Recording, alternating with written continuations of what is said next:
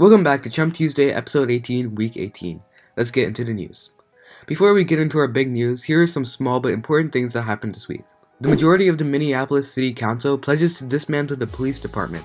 In a statement, the council members said that decades of police reform efforts have proved that the Minneapolis Police Department cannot be reformed and will never be accountable for its actions, which is why they will begin the process of ending the Minneapolis Police Department.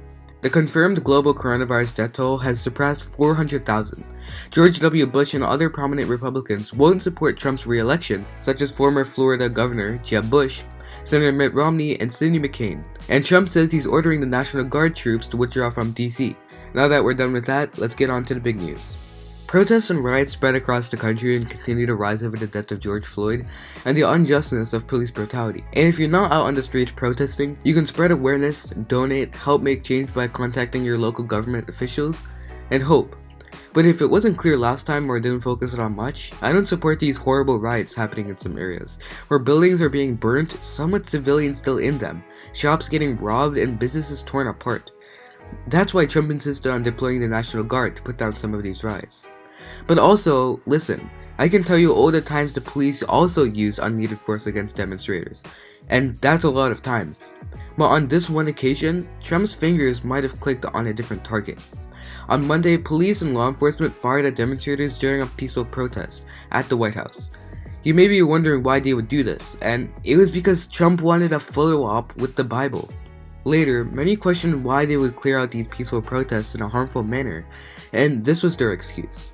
Officials from the administration claimed that they did not use tear gas. All right, well, they used pepper balls and smoke flashbangs, which caused these images that you're seeing right now. Pepper balls and flashbangs share many similar effects of tear gas, including excessive tearing, lacrimation, which CNN's team on the ground witnessed. Police in our nation's capital are denying today that they used tear gas to disperse peaceful protesters so the president could take a photo op. In a statement, the DC Park Police Force insisted cops use smoke canisters and pepper balls. No tear gas was used. But Australian reporter Amber Brace, who was shoved and hit, says it sure felt like tear gas to her. It was tear gas or smoke. It hung in the air as the president made his way to St. John's Church. Reporters with the president say it stung their eyes. You can hear someone coughing. If the White House, the president, and his team had to do it all over again, would you have gassed and pummeled protesters to clear the park so the president could have a photo op? So let me first address no tear gas was used and no rubber bullets were used. And no tear gas was used, no rubber bullets were used. No one was tear gassed. Yes, many White House officials are trying to cover up what happened at Lafayette Square by saying that they hadn't fired tear gas at the crowd, while other chemicals similar to that of the effects of tear gas and rubber bullets. Now let's hear Trump's side of this. What was his reaction behind this drama? Vox asked the White House spokesperson, "Do you know who gave the order to clear the crowd in Lafayette Square with tear gas?" When she responded, the perimeter was expanded to help enforce the 7 p.m. curfew in the same area where rioters attempted to burn down one of our nation's most historic churches the night before. Protesters were given 3 warnings by the U.S. Park Police. This explanation is questionable for several reasons.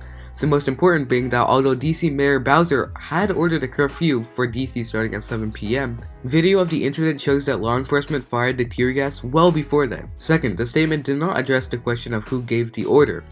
Vox then followed up with another email saying, the tear gas was shot well before 7 p.m. Was it necessary to launch?